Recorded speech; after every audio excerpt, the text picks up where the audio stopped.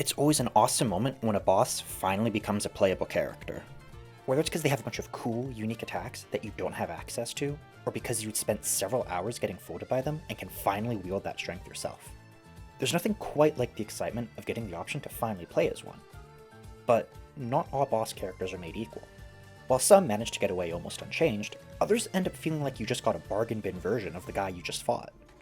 And the boss operators of Arknights are no exception to this. Crownslayer is our most recent boss operator, and it would be a bit of an understatement to say that the next in line, Viviana, was treated a lot better.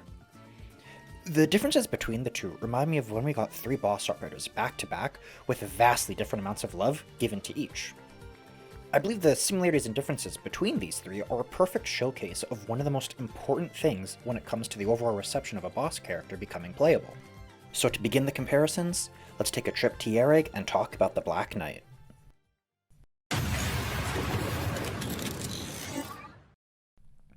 Degenbrecher's first proper appearance was in Break the Ice. During this event, she takes on the role of an antagonist, being the bodyguard for Silver Ash, and acts as the final boss of the event. Throughout this event and minor mentions in previous ones, we learn that despite not having any arts, she's one of the Kashmir Major champions, able to best all of her opponents through pure strength and skill alone. She would get to prove this strength in the event by being one of the largest roadblocks for the Doctor to deal with, requiring our Goat Sharp and a bunch of other operators just to delay her in order for the Doctor's plan to work. And her boss fight is no slouch either. She's able to ignore 40% of an operator's defense, can jump past units, attack with an AoE over a pretty decent range, all while being able to apply a unique debuff that prevents your operators from attacking. She would then get to return as a protagonist in the Rides to Lake Sobernhurst, this time spending most of the event chasing down the Trilby Asher, as well as single-handedly holding back the Victorian army that was stationed there. With her boss fight having tons of skills and copious amounts of combat involvement within the lore, Hypergriff was spoiled with choice on how they wanted to adapt her. So what did they choose to bring in when making her an operator? Well, to start with, they made her a Swordmaster Guard, which is probably the most fitting option in the game. From the weapons she wields to her past in the Night Tournament and lack of arts, there is no other class that she could be. Next are her 2 talents, Born Warrior and Living Legend. The first gives her a chance to apply a debuff, which prevents basic attacks, and the latter lets her ignore up to 30% defense when attacking an enemy afflicted with the debuff. Her talents alone make it so she can pay perfect homage to her boss fight by simply deploying her. Finally, let's take a look at her skills. Her first skill, Pure Force, references the AoE and extended range that she has, whereas her second skill, Silent Derision, gives a bit of a taste of that dash because of its animation. Her third skill, Return to Tranquility, doesn't have a direct reference, but it must have been what it was like to be one of those poor Victorian soldiers having to fight her, on top of just being an absurdly broken skill. If you ever want proof that someone at Hypergriff loves her, this skill is all you need. Overall, Degenbrecher's operator form is a perfect replica of her boss fight. Hypergriff scientifically designed basically every part of her kit to reference back to her boss fight in some way, while also making it feel like you've selected to play as the final boss of an SNK fighting game. This has resulted in almost the entire player base being excited for her. After 2 years of waiting, the result is that you're either a Degenbrecher fan, happy to see one of your favorite characters make the transition perfectly, or you are just simply happy to pull for one of the strongest operators in the game. She feels just as strong as the story and boss fight presented her as, resulting in the only people who weren't that happy with her mostly just disliking that she was too strong. Viviana has definitely followed in this path. She straight up is getting an entirely new archetype created for her, her summons are the enemies we fight against, and while she isn't outputting 1 billion damage, she's a completely competent operator, and every Viviana fan I've seen is excited to get her. Our next character, however, sadly did not get the same amount of love put into her kit.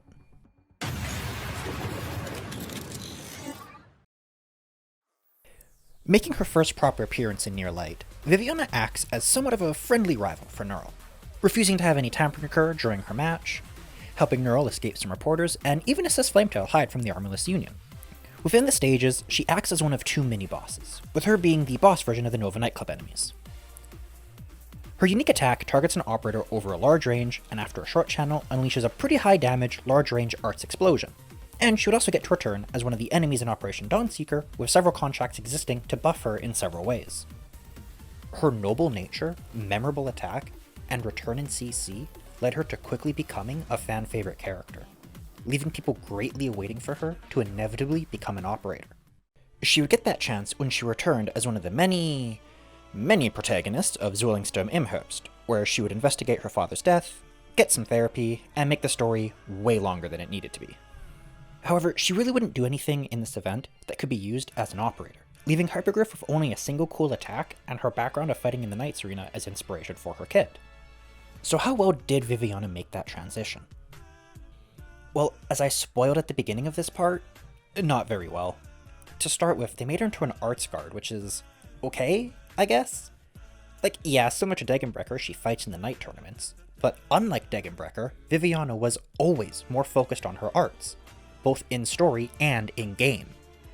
So while arts guard does technically fit, her actual boss fight never has her use a single melee attack. Hell, she doesn't even do one when you block her. That combined with her one unique attack being a giant AoE, you would expect her to either be a splash caster, or be a single target with AoE skill like Aya. So while Arts Guard does fit, there's definitely stronger class choices available. So the class isn't perfect, but maybe her talents can make up for it. Well, both Candlelight and Nova are focused around fighting elites and bosses.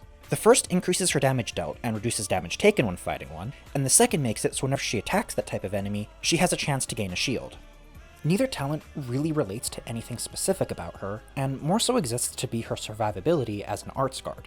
You can view it as showcasing her profession of taking part in the Knight tournaments, I guess. You know, saying she's good in a one-on-one fight against skilled opponents. But it's a bit of a stretch. So neither her class nor talents have done a good job in feeling like we are actually getting Viviana as a playable character, but hopefully the skills can make up for that. Her first skill, Blade of Fleeting Shadows, is basically just an attack buff, and her second skill, Shadowed by Candlelight, increases her survivability by giving her a general stat boost while stealing attack speed from her target. So we're honestly 0-2 for skills that make it feel like they have anything to do with her, but that's okay. The first skills tend to be pretty generic, and the third skill is where all the flash tends to be. So that's probably where the big explosion is. Her third skill, Flicker, reduces her attack speed, but gives a massive boost to her stats, and on second activation, changes the animation and increases the range and amount of hits per attack. Hypergriff? Where's the arts nuke? They were honestly so close with this last skill. Had the second activation change the animation to be an explosion, and make the damage into a small AoE, it would have resulted in the overall reception to Viviana probably being a lot better. It's very clear that Viviana and Degenbrecher were handled in completely opposite directions. With Degenbrecher, if you gave her kit to a different operator, people would see it and question why you gave the Degenbrecher boss fight to a random character. Meanwhile, Viviana's kit feels like they made it first and just didn't have a character to give it to, and had it gone to someone else, no one would be left thinking, this was supposed to be Viviana. While I understand that it's much harder to convert Viviana due to her only having a single skill, it's not an excuse because we've already had a boss operator perfectly nail this before with W. No, not that one, the original. W's boss fight has her place an explosive with a 3-second countdown that upgrades to target 3 operators once she drops below half health. Despite basically only having one skill, they nailed her kit. On top of her talent synergizing perfectly with the rest of her skills, her second skill feels perfectly fitting, and her third skill is the one unique attack she has. It leaves Viviana with no excuse. This resulted in mostly disappointment for Viviana. People who didn't care about her were largely disappointed by her being an okay at best operator who would get in the way of their pulls for Arturia, and fans of her were disappointed because after 2 whole years they got an operator who didn't actually feel like the character it was supposed to represent. While her module has helped her in both the damage and flavor department by giving her elemental damage, it's no replacement for the real thing. But this response to Viviana is why I find our last character so interesting. Harold was introduced in the same event that saw Degenbrecher become playable. He was both the boss of the event and the welfare unit you could acquire. Within the story, he's a veteran high-ranking soldier of Victoria, hoping to use his time in Yereg as a bit of a vacation for the soldiers under his care, but ultimately finds himself having to take up arms after the discoveries of the Trilby Asher. In his boss fight, he has the ability to heal other enemy units, as well as buffing their attack and defense.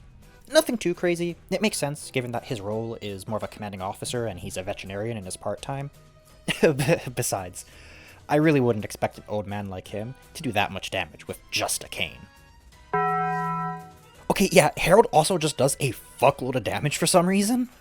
Not only do his basic attacks hurt, but he also apparently has the 500 kg equipped and can rain down multiple shots depending on how well you've managed the event mechanic.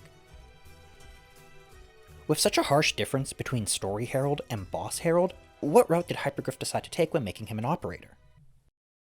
To start with, they made him a wandering medic.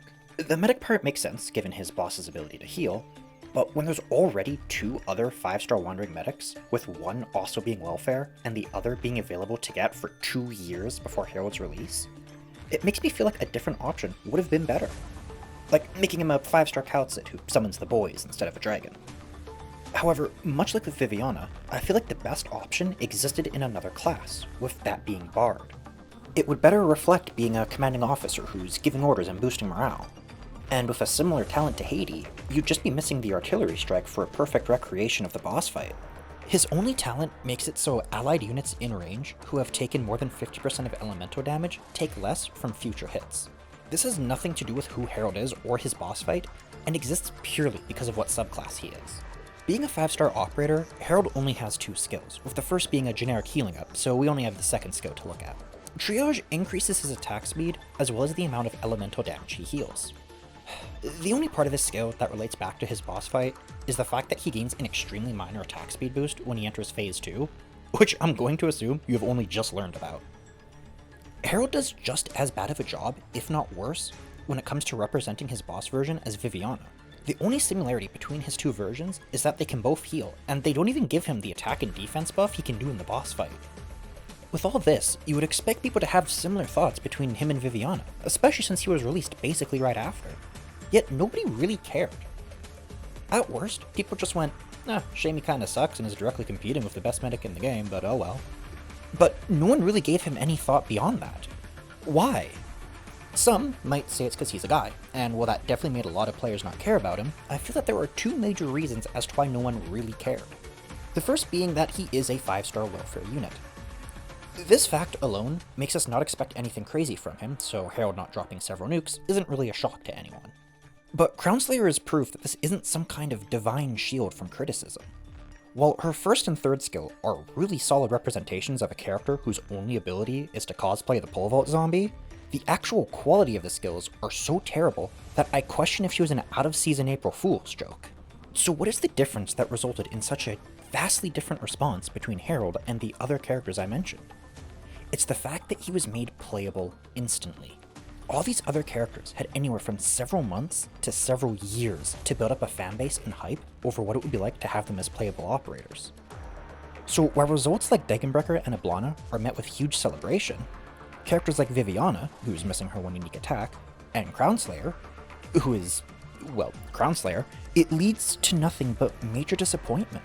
Chances are the reception for those 2 would have been closer to Herald had they been made playable at the same time they appeared as a boss fight.